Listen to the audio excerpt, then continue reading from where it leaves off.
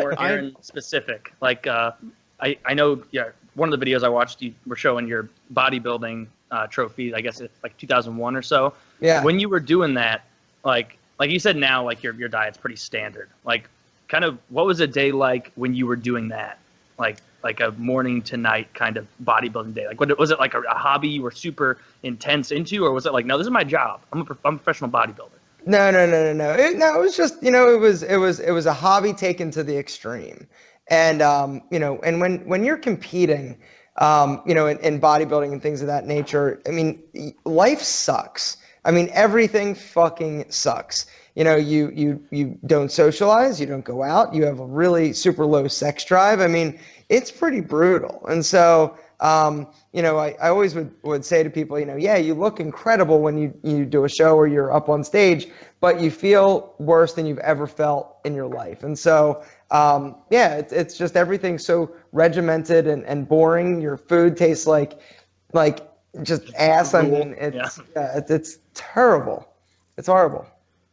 Like, because it looks like fun, peak right? performance. What It looks like right? that guy is like the whole thing. Like, hey, you might not like it, but this is what peak performance looks like. Those bodybuilders look like they're perfect. They're the perfect specimens, right? I use this expression sometimes. Alien wants to come to Earth and get a perfect male specimen. They might go to that contest and lift one. Instagram.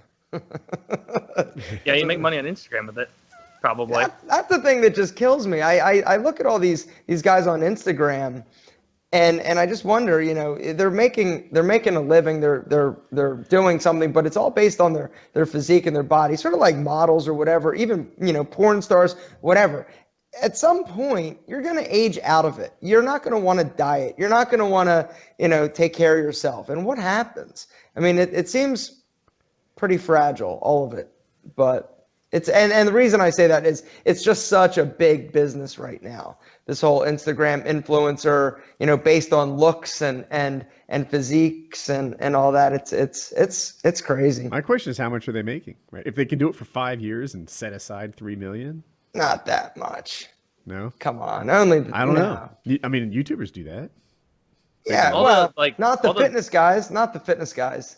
Okay. They don't get sponsorships. They're so niche. A lot of these like super niche channels, they don't have opportunity. I mean, what can a bodybuilder or somebody who's into fitness, what can they promote other than supplements, workout gears, or gear? Like that's about it. Asking me who their audience is, right? Like if they're I imagine guys are watching these channels. That's my guess.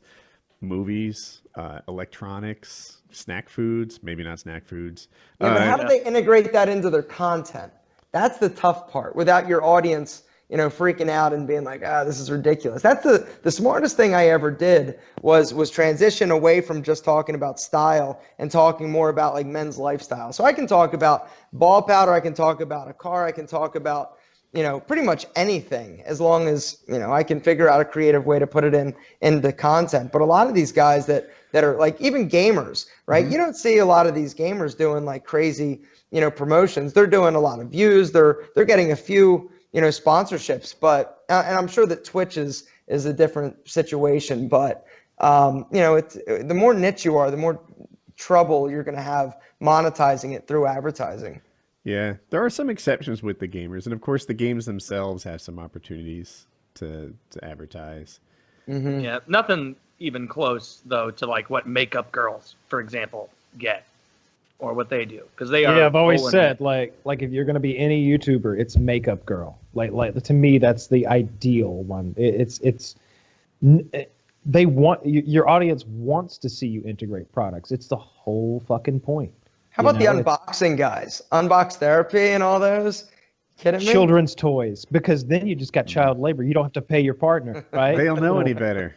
Yeah, they love it. They're like, oh, what do you do for a living, Timmy? I get toys. I get toys. Yeah.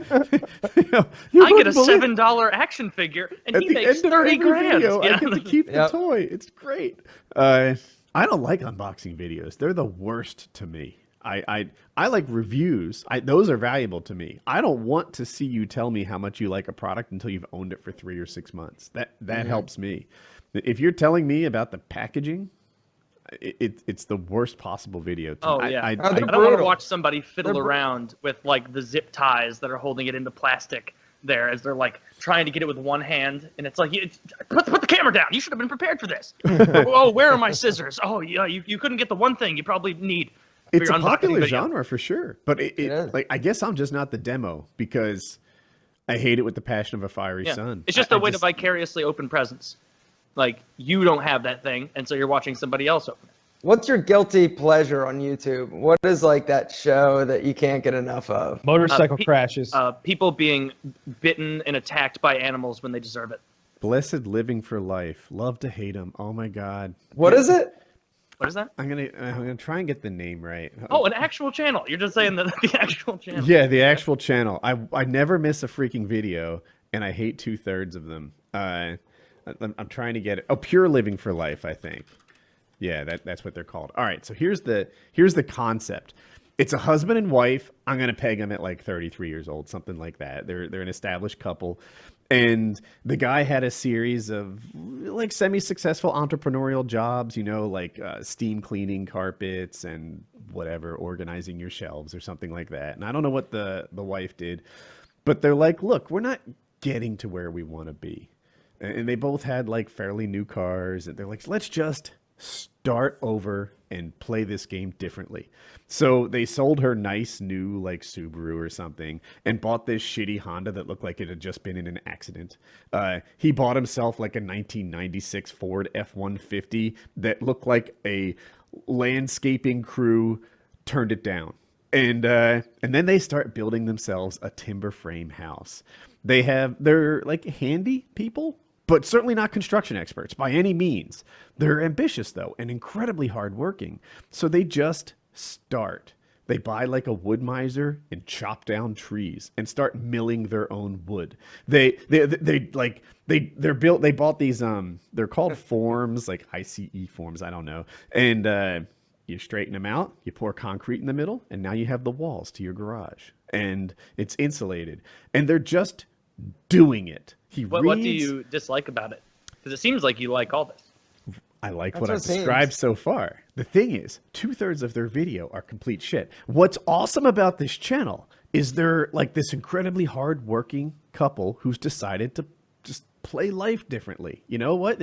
The rules that everyone else is doing, like work for someone and toil away and have a car payment, like these rules aren't working for us. I want to do something different. They finished their timber frame. This is like the shell of the house, like 2 months ago. And for the last 2 months, it's just been like bullshit videos. Like, this is how I pour gas in the generator. Holy fuck. That was a 25-minute video of pouring gas into a generator. There was a 3-part video series for a total of like 90 minutes on him getting the rust off a square, what is it called? A builder's frame, the right angle thing. Oh my God. Square. Is it called a Square edge. Straight. Yeah. I don't know. When I'm Triangle, working, I call or, it a square. Not it's called a square. I call it a square.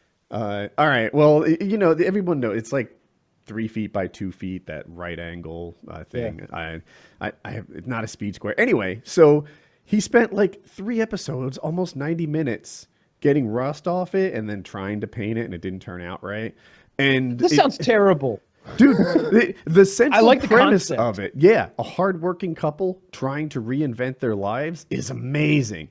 And then you just hate 2 out of 3 videos because they're not doing that. They're just like bullshitting. I like videos DIY up. stuff, especially if it's super like low tech. Like I linked you those videos. I don't know if you ever got into it, of that guy who went up to Alaska and like built his own log cabin, and like he did. Yeah. He didn't even bring handles for his metal tools because he was going to make handles for them all. You know, it was incredible. I love that. I watched every second of it. And he's doing self-narration. He's like, oh, I guess we'll make a handle out of this nice little piece of wood. And he just starts chipping away at this branch until he's got a really nice axe handle. And he's like, now I have an axe. And it's just like every step of the way as he chisels and builds this log cabin, and everything he does is just from the ground up. But I wouldn't want to see him, like, I don't know, dig a hole for 30 minutes. Sounds like they need an editor.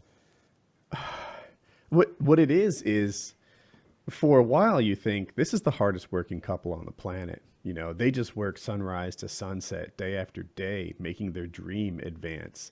And sometimes, like, okay, I told you he poured the concrete wall. He went there with an angle grinder, trying to get the surface of that concrete wall within like a 16th. And it's like, well, I applaud your hard work, but that is a total waste of time. Even the wood isn't milled within a 16th. And it'll swell and compact that much, you know, just like over the course of a day. That wasn't time well spent. But I forgive it because you didn't say you were an expert in home construction. You said you were going to try to live your life under a different set of rules. And okay. But I don't know. And also, this is something they do wrong that I've done too. They're belligerent with their audience. Their audience is very upset with them because 2/3 of the videos are garbage. But they're also enamored with the dream, just like I am, of these people trying to change their lives. And they just write things like, you must be new around here. New people think they run the place. They don't run it. I run it. You know, you'll watch the videos I put up. And it's like, oh, wow. Yeah, you're new to this. That is very wrong. That's the opposite of how to handle this. You know, you should say you're going to love tomorrow's video. That would work. Or say nothing. That would work too. But to argue back and forth with why your customers are unhappy, he's going to regret that. He's going to regret that. You know, soon he'll be on the other side. Well, I really enjoy the motorcycle crashes because they never run out of content because motorcycles are fucking dangerous as shit. And it's fun to see the different levels of motorcycle crash. Like you've got the completely unprepared novice who's in like jean shorts and a wife beater skidding down asphalt at 65 miles per hour, getting road rash and losing a limb. And then you got like the expert who's wearing leathers and he's got the Kevlar on and armor and he's got a great helmet. And he just gets up after the most gruesome crash and he's just like, fuck, that was rough, fuck, oh.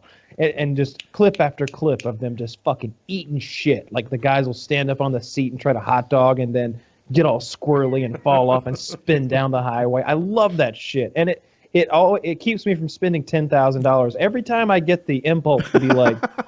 I went over to a rack veteran's house, Eric, and he's got a collection of bikes, really nice bikes. He's got a BMW bike, he's got a couple Harleys, he's got a Yamaha R1. I think that's his son's bike, but irregardless, that's not a word. Regardless, he's got a lot of nice bikes, and as I look at them, I'm like, man, I should get one. I should get one. And I'm looking at the Beamer, and I'm like, I like this better than any of them because the seat is like brown leather and it sort of matches certain parts of it. And it's he cranks it up and it like torques every time he like revs it up. It's fucking cool. And I went home, watched an hour worth of motorcycle crashes, and I was like, nope.